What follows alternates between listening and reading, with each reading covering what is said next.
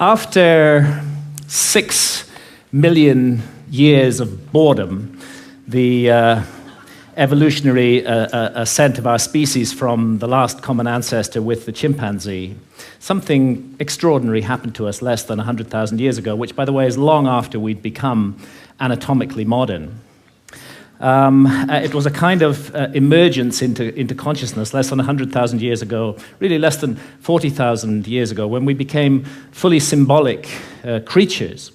And this great change has been defined as the single most important step forward in the evolution of human behavior, is intimately associated with the emergence of the great and transcendent rock and cave art all around the world.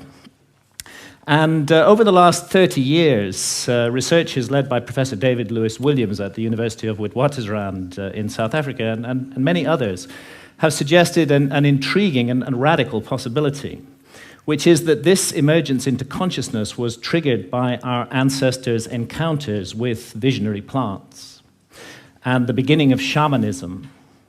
If you analyze the cave art, there's not time to go into the details here, but there are so many details that make it clear that this was an art of altered states of consciousness, of visions, and that plants like the Amanita muscaria mushroom or psilocybin mushrooms appear to have been directly connected with this sudden and radical change.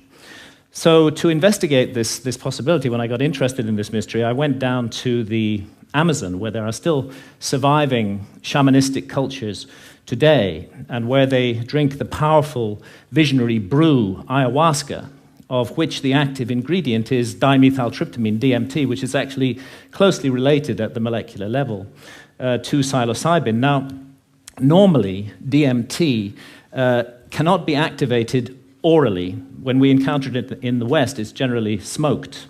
There's an enzyme in our stomachs called monoamine oxidase, which switches off DMT on contact.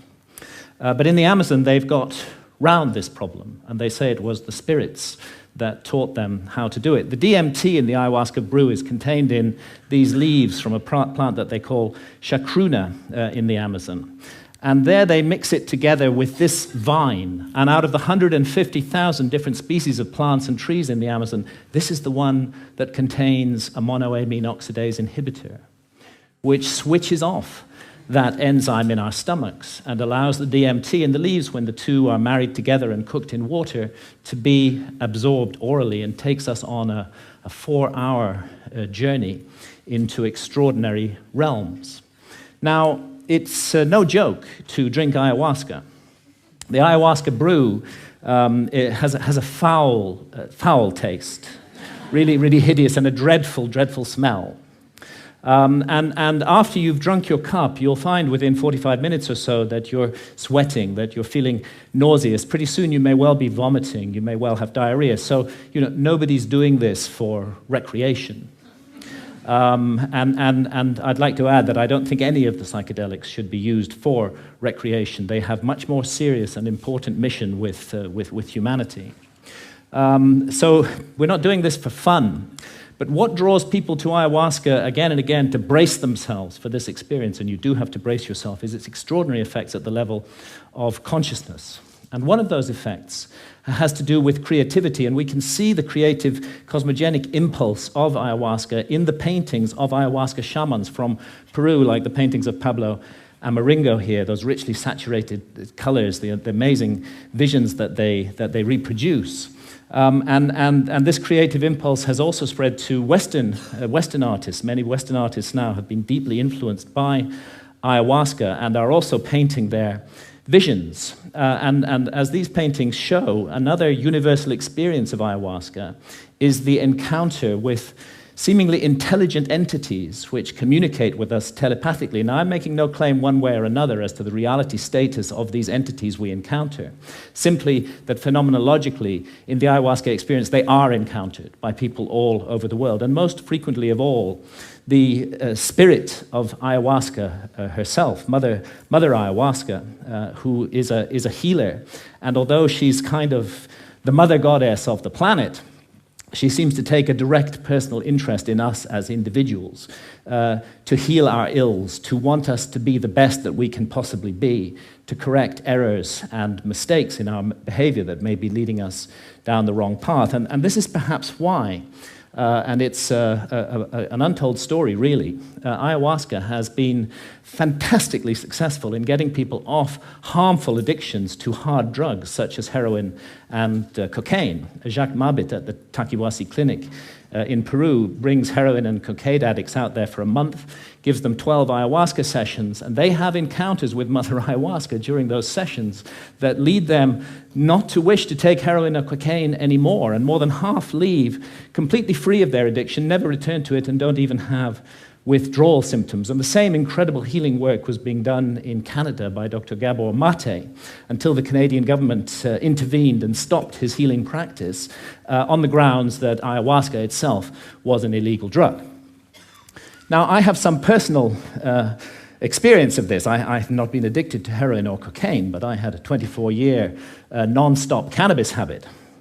And this started off smoking the herb and laterally vaporizing it, but the basic truth is that for 24 years, I was pretty much permanently stoned. And I enjoyed being stoned. And I felt that it helped me with my work as a writer, and perhaps at some point it did. But when I first encountered ayahuasca, I'd already been smoking cannabis for 16 years, and almost immediately, ayahuasca started giving me messages that this was no longer serving me, that it was leading me to behave in negative and unhelpful ways towards others. And of course, I ignored those messages for years and years and went back to being stoned 16 hours a day. But that negative behavior that ayahuasca was pointing up did actually get worse and worse. I don't want to put down cannabis, and I believe it's the sovereign right of every adult to choose to smoke cannabis if they wish to do so. But I think I was overusing it. I think I was abusing it, not using it responsibly. And I became more and more paranoid, jealous, possessive, suspicious. I was subject to irrational rages. I often made the life of my beloved partner, Santha, a misery. And when I went down for my regular encounter with ayahuasca in October 2011, I was given the most unbelievable kicking by Mother Ayahuasca. And I was put through an ordeal. It was a kind of life review. And it's not an accident that ayahuasca is the vine of the dead. I was shown my death. And I was shown that if I came to death, and what awaits us after death, without having corrected the mistakes that I was making in my life, that it would be a very bad thing for me. And actually, Mother Ayahuasca literally took me to hell. And that hell was a little like this hell painted by Hieronymus Bosch, a truly terrible place, and a little like the place that the ancient Egyptians called the judgment hall of Osiris, where our souls are weighed in the scales in the presence of the gods, against the feather of truth, of justice, of cosmic harmony.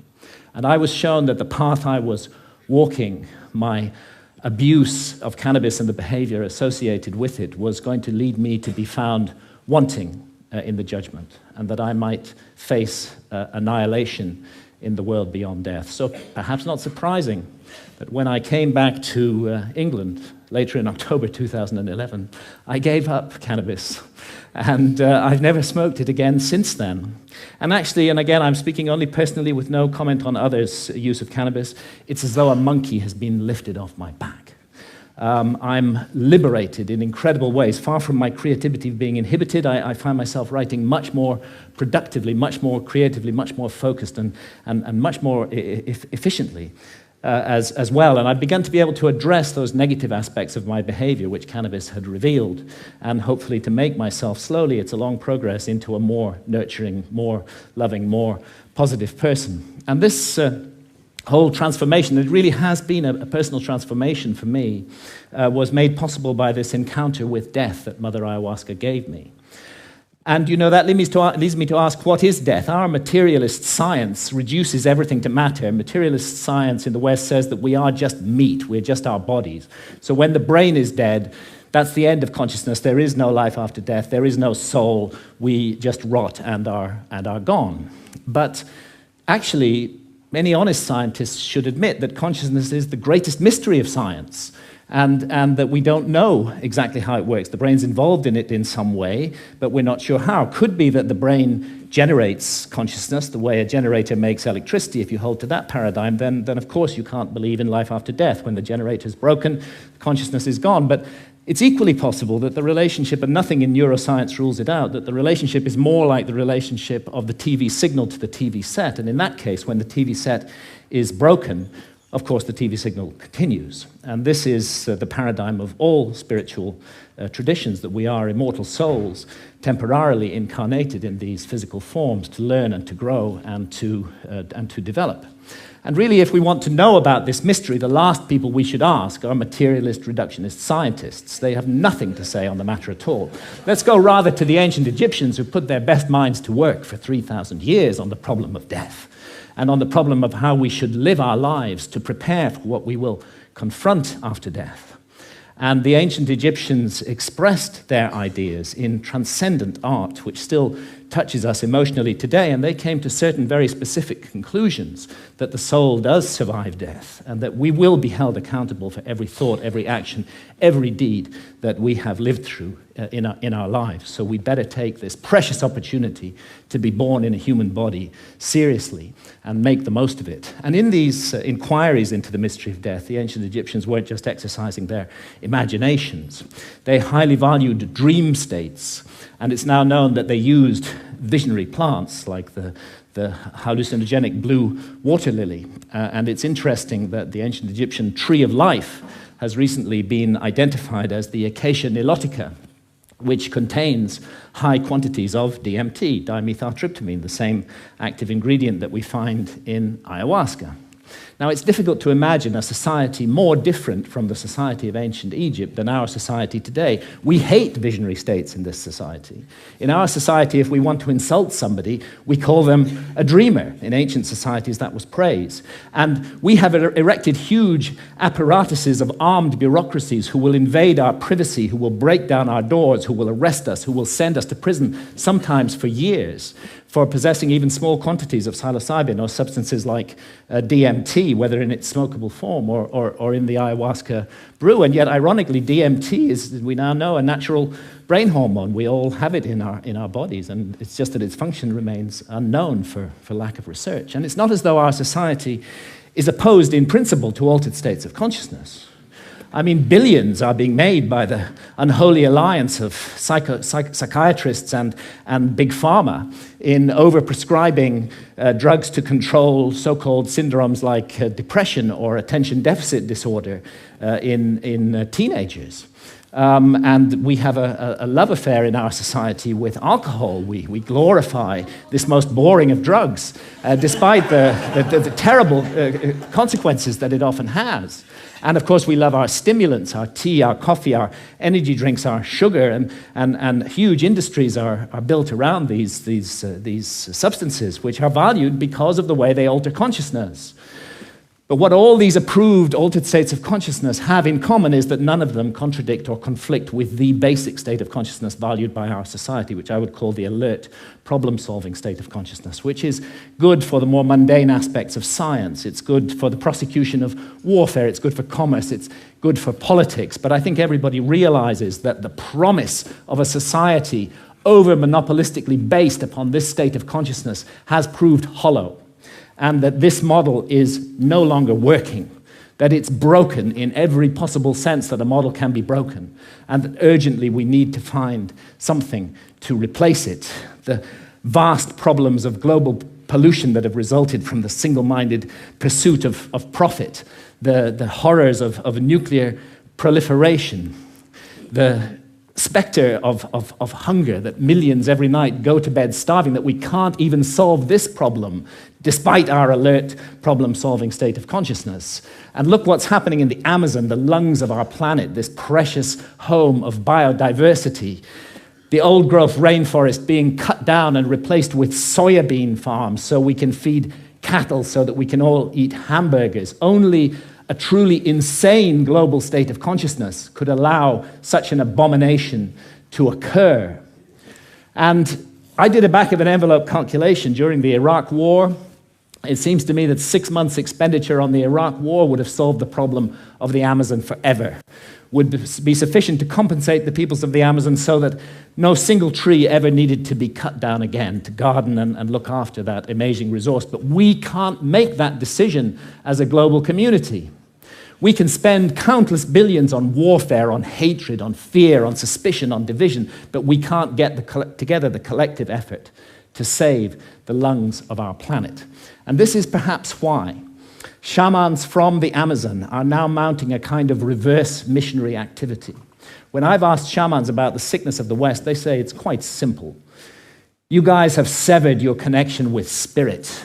Unless you reconnect with spirit and do so soon, you're going to bring the whole house of cards down around your heads and ours.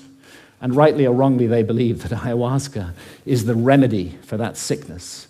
And many now are being called to the Amazon to drink ayahuasca, and ayahuasca shamans are traveling throughout the West, offering the brew, often under the radar, often at personal risk, to bring about consciousness change. And it's true that the message of ayahuasca, the universal message, is about the sacred, magical, enchanted, infinitely precious nature of life on Earth and the interdependence of material and spiritual realms. And it's impossible to work with ayahuasca for long without being deeply and profoundly affected by this message. And let's not forget that ayahuasca is not alone, that it's part of an ancient worldwide system of the targeted, careful, responsible alteration of consciousness. It's recently been shown by scholars that the kykeon used in the Eleusinian mysteries in ancient Greece was almost certainly a psychedelic brew, that the soma of the Vedas may well have been a brew based upon the Amanita muscaria mushroom. We have the DMT in the ancient Egyptian tree of life. We have the whole global cultures of surviving shamanism, and what it's all about is a state of consciousness that's designed to help us find balance, harmony. The ancient Egyptians would have called it Ma'at, with the universe, and to remain mindful that what we're here to undertake on Earth while immersed in matter is fundamentally a spiritual journey aimed at the growth and perfection of the soul, a journey that may go back to the very origins of what made us human in the first place. And I stand here invoking the hard-won right of freedom of speech to call for and demand another right to be recognized, and that is the right of adult sovereignty over consciousness.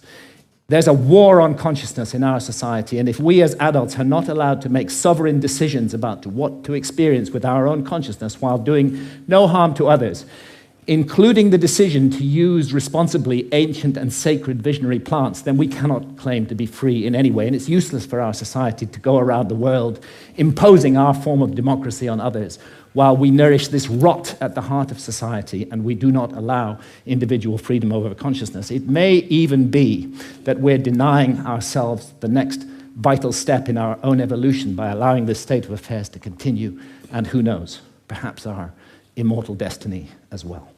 Thank you, ladies and gentlemen.